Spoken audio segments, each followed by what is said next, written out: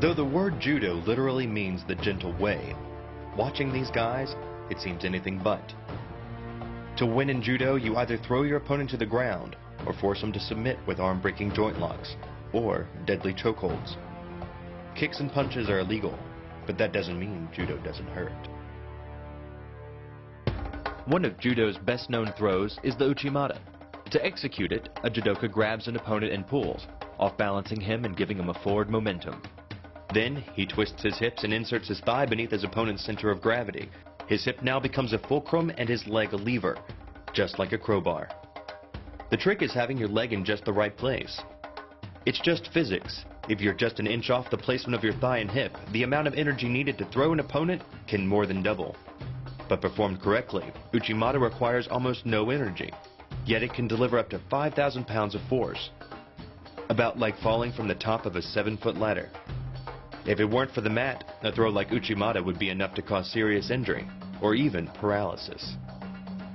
Getting dominant position is critical to securing the Okuri-iri-jimi choke in judo.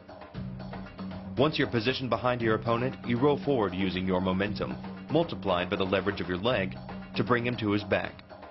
Then, wrap your legs around his body, forcing his arm upwards while your hand pulls his gi across his neck. The collar of the gi reduces the flow of blood to the brain to a trickle, and ends the match. Hold this move for about 10 seconds, and a fighter will black out. Hold it just a little bit longer, and he's dead. Another effective move in judo is the sacrifice throw. Falling backwards as your opponent charges pulls your opponent off balance. Then, you drive one leg into his midsection to guide his momentum, lifting his center of gravity up and over, and hurling him to the mat. The sacrifice throw is a simple lesson in the conservation of energy. The stronger the opponent attacks, the further he gets thrown. It works like a catapult where your opponent's momentum supplies the counterweight. The faster he's going, the further he's going to fly, and the harder he's going to land. There are lots of ways to get your opponent into position for the Jujigatame armbar, but the most dynamic is to grab both his wrists and fall backwards. Then, use your weight and the force of gravity to pull your opponent to you, catching him with your legs and slamming into the mat, while keeping his elbow isolated at your hips and his wrist at your chest. By bending the elbow across the fulcrum of your hips, you're subjecting the weak joint to the leverage of two strong forces, the pull of your thighs on his shoulder and your hands on his wrist.